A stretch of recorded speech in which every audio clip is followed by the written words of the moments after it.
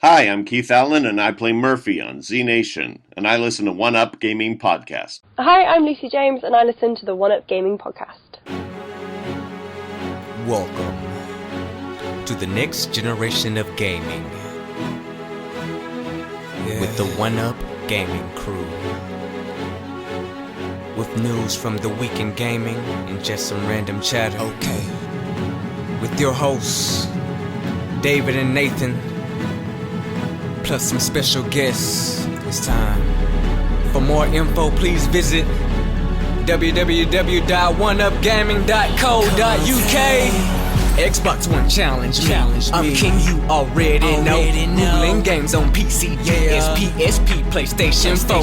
Play all genres, highest seed. If there is a leaderboard, you can find a mod that would allow you all to see my scores. David and Nathan reviewing the games for me.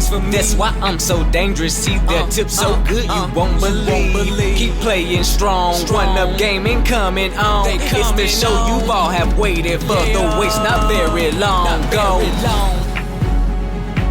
to One Up Gaming, go to One Up Gaming, go to One Up Gaming, go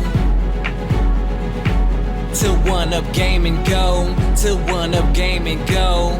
Listen up, yo.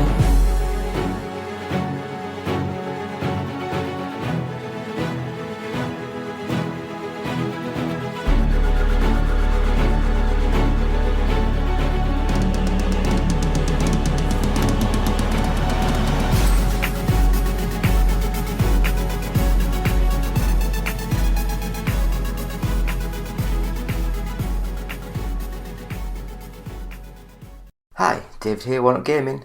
Gonna have a quick go through this week's podcast, which is the One Up Gaming Podcast, episode 340. And did I say David? Yeah, I think I did. I don't know what I'm doing half the time. Anyway, the skinny of it all is, hopefully, as of next week, we might have a guest on the show every few weeks. So see how that pans out. Not going to name any names or anything, just in case things don't happen. If you want to win this t-shirt, a Dead Space one with our logo on, which was being hand drawn by one of our guys and got it nicely printed up on t-shirts, just go onto any of our YouTube videos, subscribe and write the word Dead Space in the comments, and then we'll go through them all and see if anyone gets a chance to win this fine looking t-shirt. I'd just like to say that we've got a few more reviewers on the team now. So, like always, 3 or 4 come in, 3 or 4 leave. You know, it's just a never-ending sort of cycle of stuff. Don't know if any of you guys are aware. I actually fund everything. I don't get any money from any sponsors or anything. So anything that happens, it's all my money, which is really annoying because just the cost of living nowadays is so expensive. It's really, really expensive. But yeah, so that is it. So episode 340 of the One Up Gaming Podcast. Please go to our website, oneupgaming.co.uk. A few new reviews are written up there. Please go to our YouTube channel. Just search One Up Gaming. It's got the, I don't know if you can see the logo there. It's got that logo as the thing. It's like a white background, black logo with red around it. Yeah, subscribe and comment and like and all that stuff. We do have our first 100 podcasts available with our old logo on, and that £1 of each sale will go to the Child's Play charity, which is pretty cool. And as always, we are sponsored by the Games Inspired Music album. Just search for that, like Spotify, Amazon, anywhere, even iTunes, and 20% of each sale will go to the Child's Play charity. So let's get straight into the games we've been playing this week. This is Gilbert Godfrey, and I listen to the One Up Gaming Podcast. And if you don't, go fuck yourself. Hello, Andy. This is Colin. I won't be able to get in tonight. I'm sweating like a pig. I'm sweating like a pig. So, still David, still One Up Gaming. got my John Hare t-shirt on now. Gonna have to get John Hare on the show again. I've not spoken to him in it seems like a year now. But anyway, we'll go into the games we've been playing. Episode 340. First up, No Longer Home, and this one is, it's, how do you put it? It's like those, like, it does have a gameplay element. It does have a walking around the 3D environment, but it's very much reading a lot of stuff that's on the thing, selecting some phrases, comments and some replies and questions, things like that. And it's just a story about growing up and moving away and losing friends and family and things like that. It was very boring to me. For me, it was very boring. Other people might get right into it, might really enjoy the game. Unfortunately for me, it just didn't click, and I just turned it off. It was quite slow.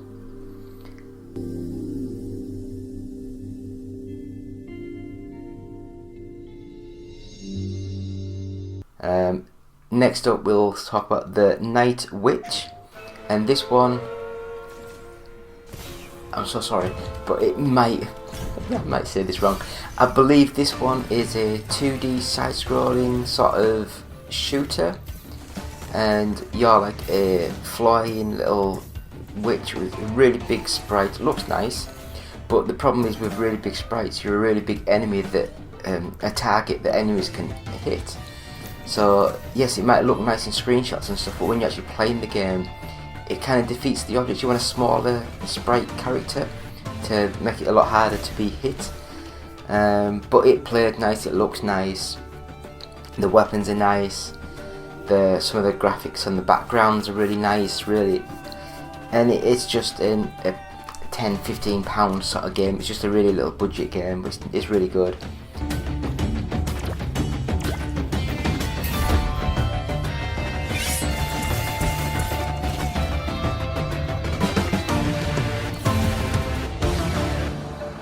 The next game, and again I'm going to get this so wrong, I do apologise to Team 17 who I think published it.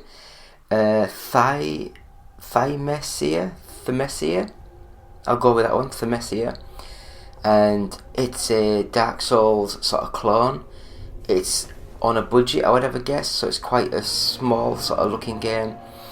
It looks nice, it just doesn't have the detail of some of these other Dark Souls and Elden Ring sort of games, but it's a really good little game. I enjoyed it, and when I was playing it, I got right into it. I played for a while and I turned it off and replayed it again, and yeah, it's a good working game. The mechanics are there, the graphics look nice. It doesn't have that hook that the Dark Souls sort of games do. Well, From Software sort of games. But if you see it cheap, I'd recommend. It's a nice little game to see if you can enjoy it.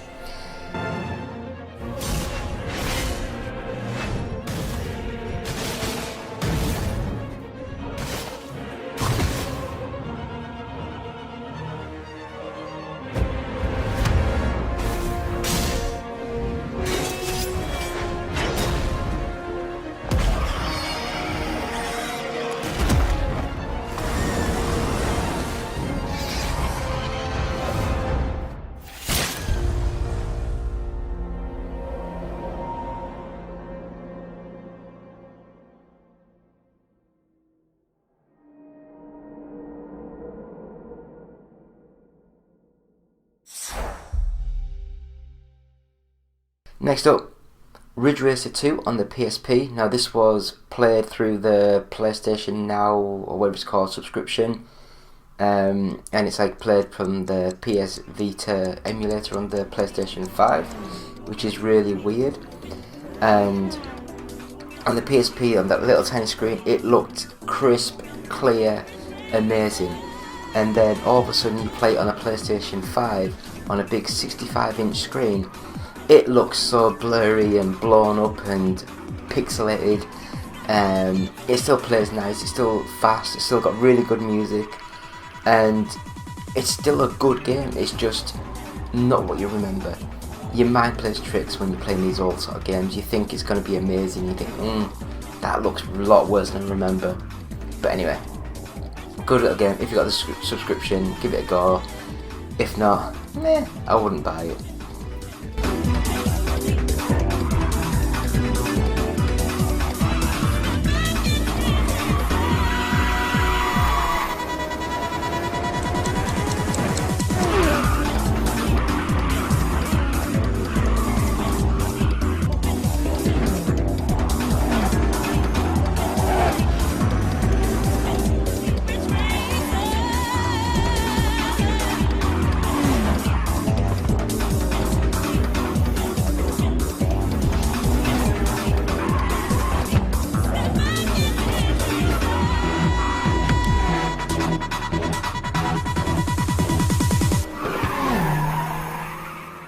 Now the next one, the new rebooted Saints Row, and I heard so many negative press reviews, so many negative YouTube videos about this game.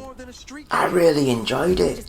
It's not the best graphically expansive sort of game, but it's fun. And isn't that what we play games for? Just for a bit of fun, a bit of mindless, stupid escapism. It's just a laugh. And these sort of games, they're getting too few. You know, all these games are like proper realistic, grindy sort of games, and I just want a bit of fun in my life. People getting blown up and shot, and it's just stupid. I love it. Guys, I was shot. Your friends deserve better. You really think you have what it takes to bring me in? You deserve better, but only you can choose to adapt to what life throws your way. You called for a ride? Good call. Let's get that money. We're starting a criminal empire. And now it's time for us to reap the benefits. I come for your crown. Yeah, don't try to figure it out. Yeah, point taken. We're really good at what we do.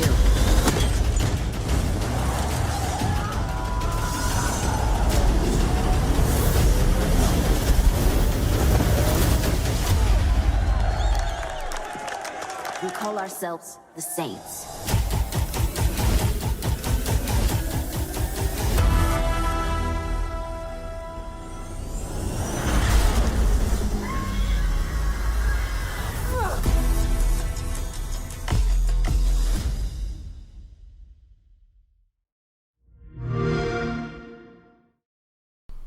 So next up, it's a double whammy again on the PlayStation now. Disney Pixar Toy Story 2 Buzz Lightyear to the Rescue. Now this is the PS1 game, and was it made by Traveller's Tales? I think. But anyway, I don't know if it was or not, but I think it was. And this game looks stunning for the PS1. Even when you go into the first person mode, you got like a reflection of your face in the visor, and it's like a third person platform game. But when you go into like when you hold the button down to shoot, it goes into like a first person, and it's got loads of little bits. It's got like little car racer bits, little platform bits, little flying bits. It's amazing. The game is really good. Now, when I say that, the 25-30 years hasn't been kind. It doesn't look as good as it was. It's very pixelated, very small environments. The jumping's not as precise as they are nowadays, but it's still a really fun little game, and I'd recommend it. And the last sort of game that I played this week, Disney Pixar Toy Story 3, and this is the game that came out on the PS2. And I played like a few levels of this and I had to give up because I just didn't like the game. It looks nice, but it's more like a sort of Crash Bandicoot style game now. So the games I played, like you're on like a train and stuff, and you have to get from one carriage to the next few carriages, jumping around, and it's very narrow, very focused. It's just not as good as the full open world game of the original sort of game on the PS1. But what are you gonna do? So we have got Steam World Build. We've got a preview of that up on our website. got a preview on our YouTube channel. We have reviews of Skylia Prophecy, of Dungeon Alchemist. Got reviews up of them on the website and on our YouTube channel. And as always, please check out the Gran Turismo 7 series, the OEG Fantasy Football League with Football Manager 23 Mobile, and then when we get time, we'll try and do the Evercade series, the Star Trek Online series, Worst Games Ever series, and the Ridge Racer 6 series. So it's been me, David, from One Up Gaming, episode 340 of the games played this week. So we'll have a quick break and we'll go into this week's news. So thank you. See you in a few. Hi everybody, this is Kermit the Frog here, reminding you to listen to the Game Up One, damn it, what's it called? Alright, are we rolling? Alright, keep it going, alright, let's go. Hurry up, we got a launch date. Alright, let's go. Hi there, this is Kermit the Frog here, reminding you to listen to the One Up Gaming podcast on whatever station it's podcasting on.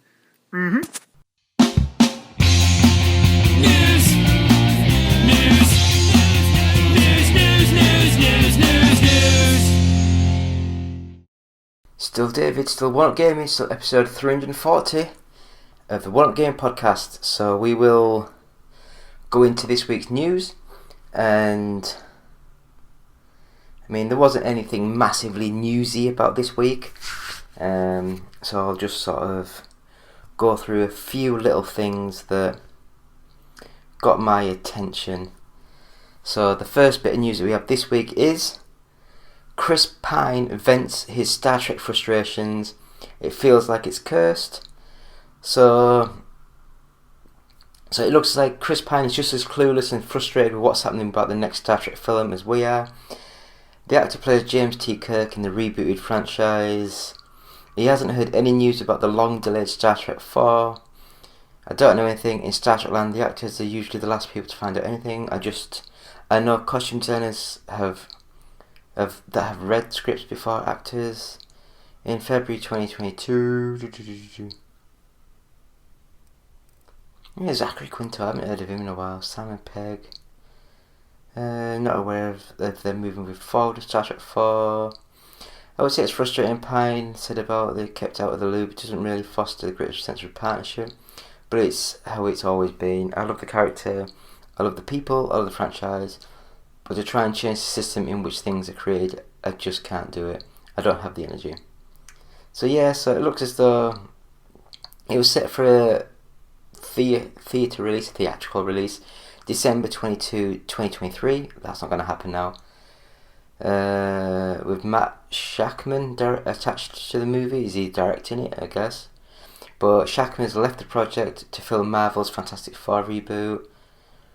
Paramount's removed Star Trek 4 from its upcoming film slate altogether.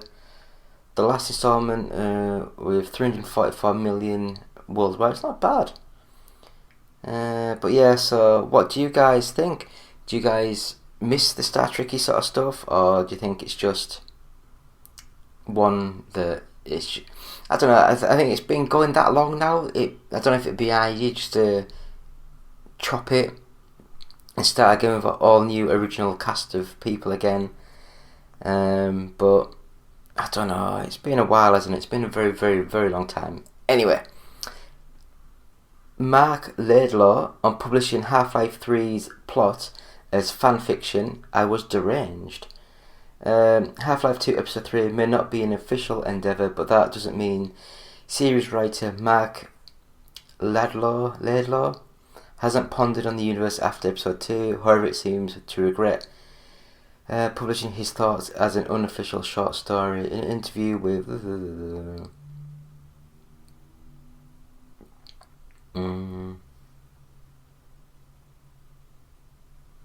I was deranged. I was living on an island, totally cut off from friends and creative community over the last couple of decades. I was completely out of touch and had nobody to talk me out of it. It just seemed like a fun thing to do until I did it.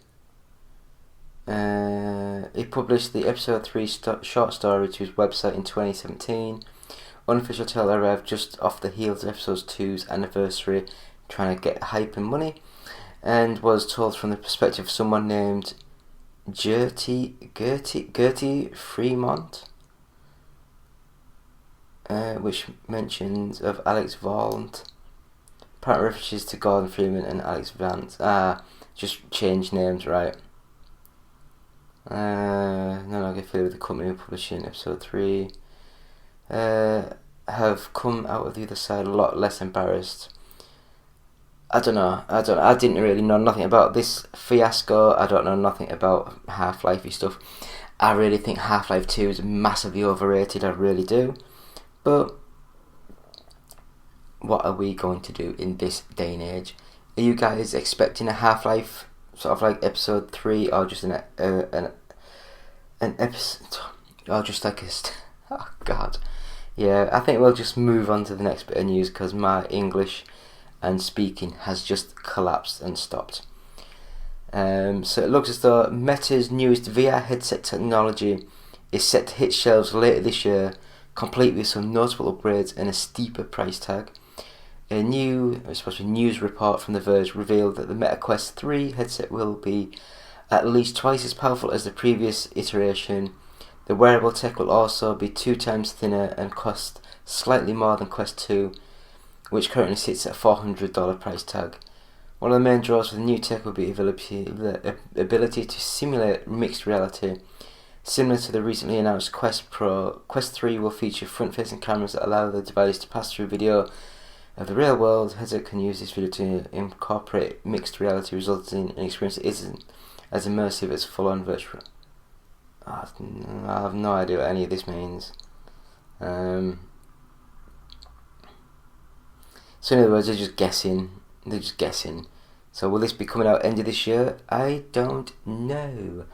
But we'll see what happens, won't we? We will see what happens. Next bit of news isn't really news at all. Like a lot of these things, it's just people talking because it's nothing happening. But anyway, Star Wars Jedi Survivor. Oh god, Star Wars Jedi Survivor. What a weird rolly name. Director wants to make Cal's saga a trilogy. So the director Stig Asmussen, oh god, wants to make Cal Kestis' story a trilogy, meaning a third and final game could be coming from Respawn Entertainment in the future. Suggested that a third Star Wars Jedi game is likely if the upcoming Jedi Survivor performs well. Sequel discussions were happening even before Jedi Fallen Order was released in 2019. It's not fall then. I know what happened.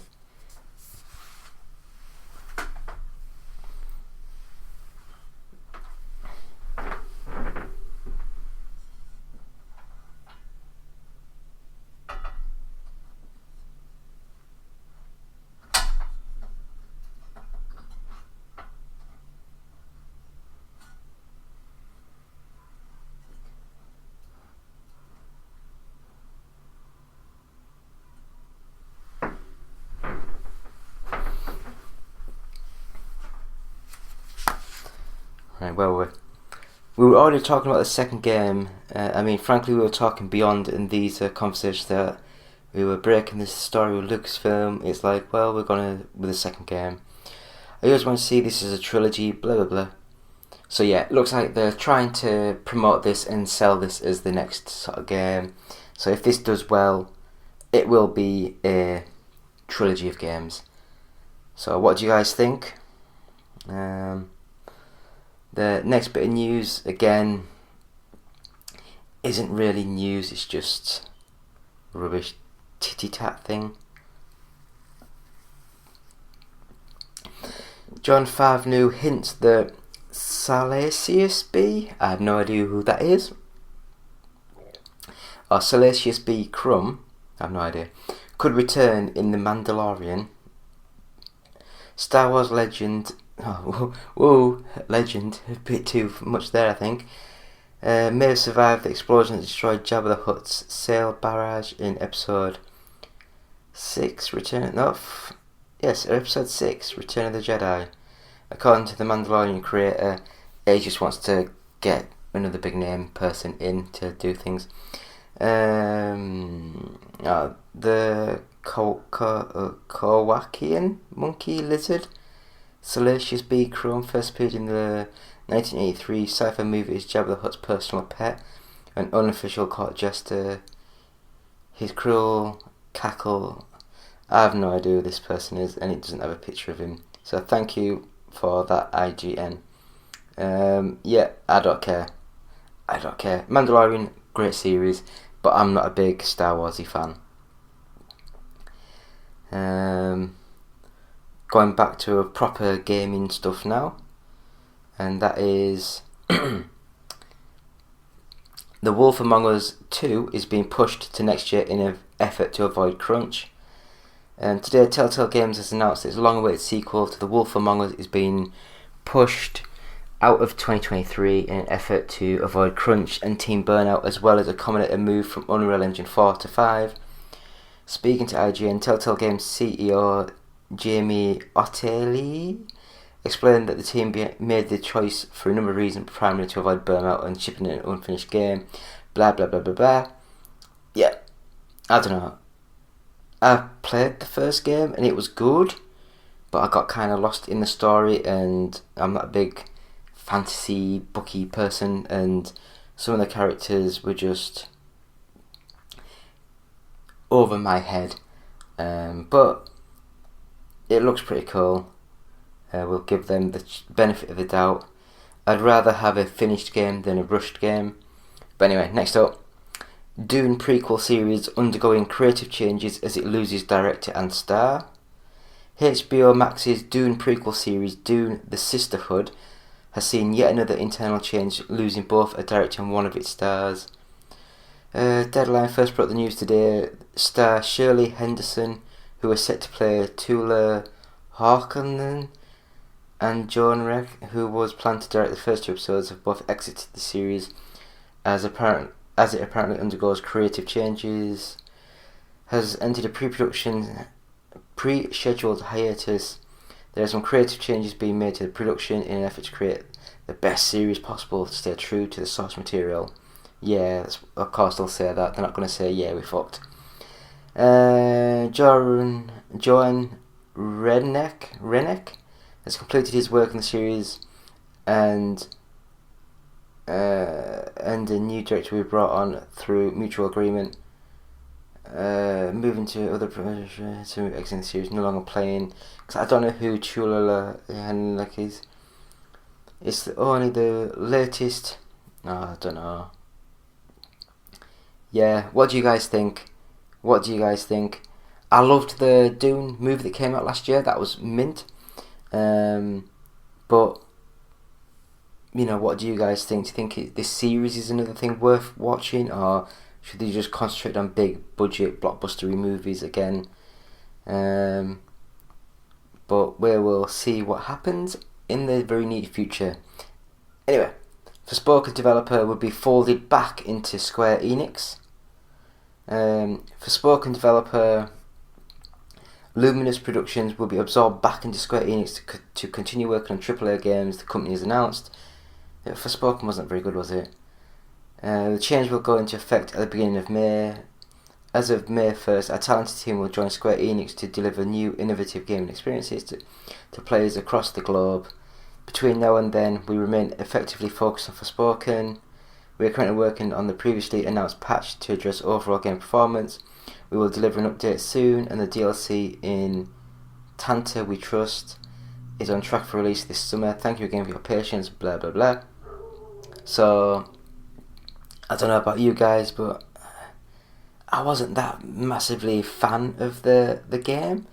It looked basic and buggy, and the gameplay just wasn't there for me. But if you like it, enjoy it. Everyone enjoys something. So we'll go to the next bit of news, and that is Hitman developer IO Interactive is working on an online fantasy RPG. Are they still doing that 007 game? Are they doing the James Bond game? I think they are. Like fighting fantasy that let readers choose their own path. We're embarking on a new adventure, one that expands our creativity, our capabilities, and in some sense our identity. We are building a new world, a new IP, an online fantasy RPG.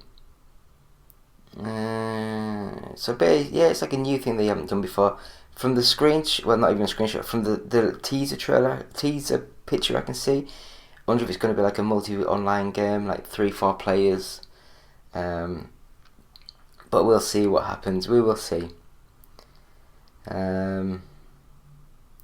So moving on to the next bit of news. Again, it's not really news. It's just rubbish.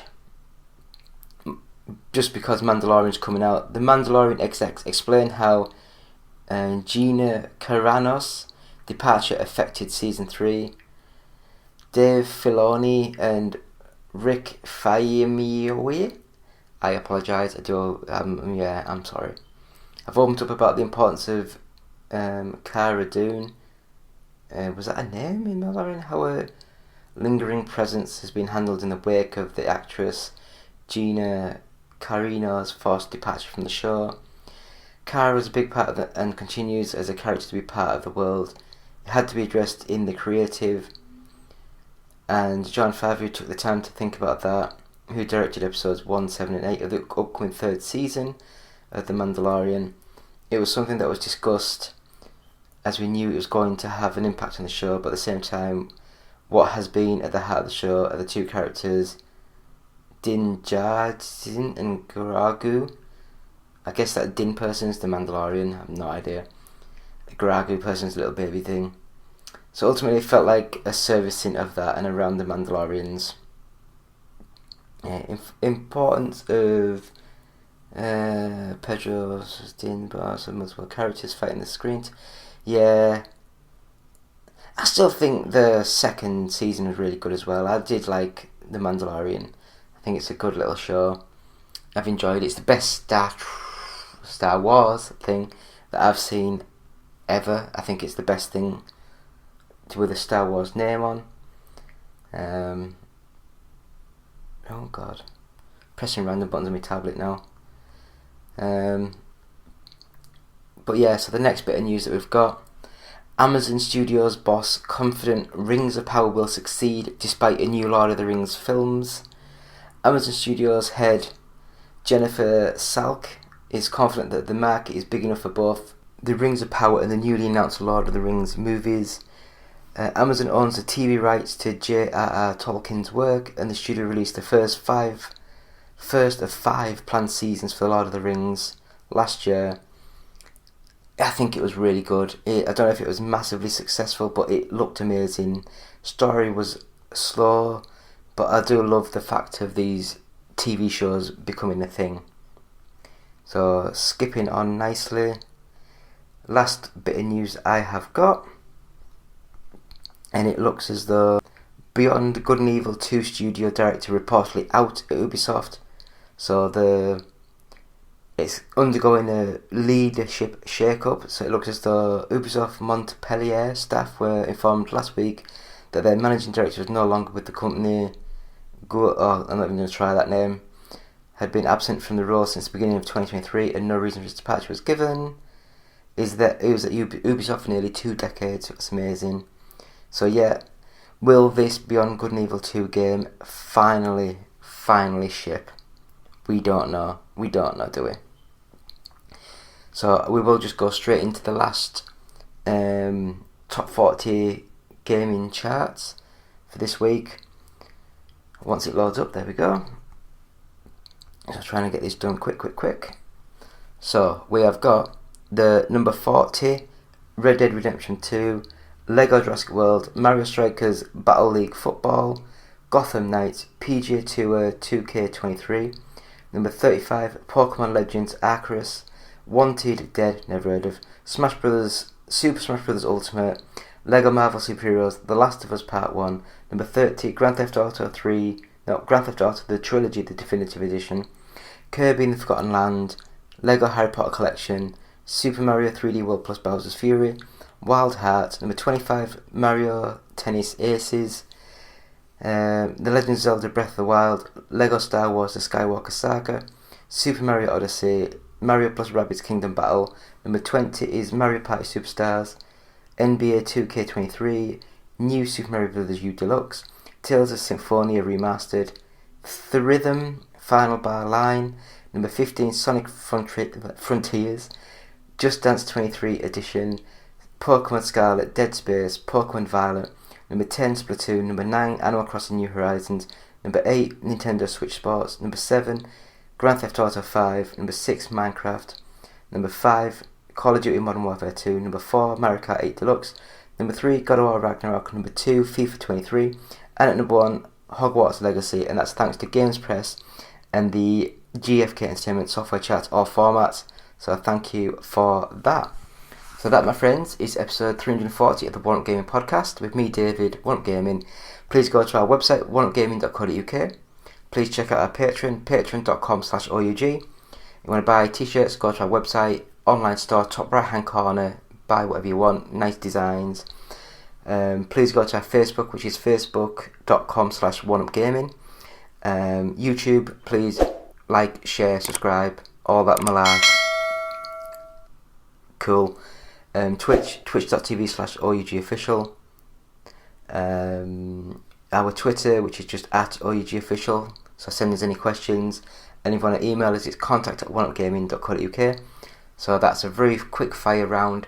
And thank you all, David. One Up Gaming 340. Back next week. Goodbye. Hi, Justin the Voice here. First of all, we'd like to thank you for listening. Seriously. We really like it when you listen. Yes.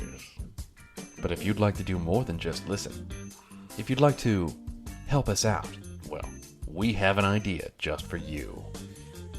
Visit our Patreon page at www.patreon.com/OUG. Your monthly micropayment will help us keep going all night long, baby. Oh yeah. Mostly because we usually record at night. Yeah. But don't worry, baby. We got something for you, too. We've got special benefits for all of our Patreon subscribers. Yeah. Again, that's www.patreon.com/OUG. Do you have trouble sleeping? Tossing and turning all night? Nothing you do seems to help. You're not getting your recommended 6 to 8 hours of sleep each night. Well, now there's a solution. Now there's Fat Cat Fly. With Fat Cat Fly, you'll easily get the sleep that you deserve. Download for free on the iOS App Store, and you're guaranteed to get a good night's sleep with very few side effects, as you help a fluffy kitty eat all the junk food that he wants. Side effects may include sleeplessness and desire for cheeseburgers if erection lasts more than 5 hours. See a physician. Try Fat Cat Fly today. Visit facebook.com/fatcatfly because you deserve a better life.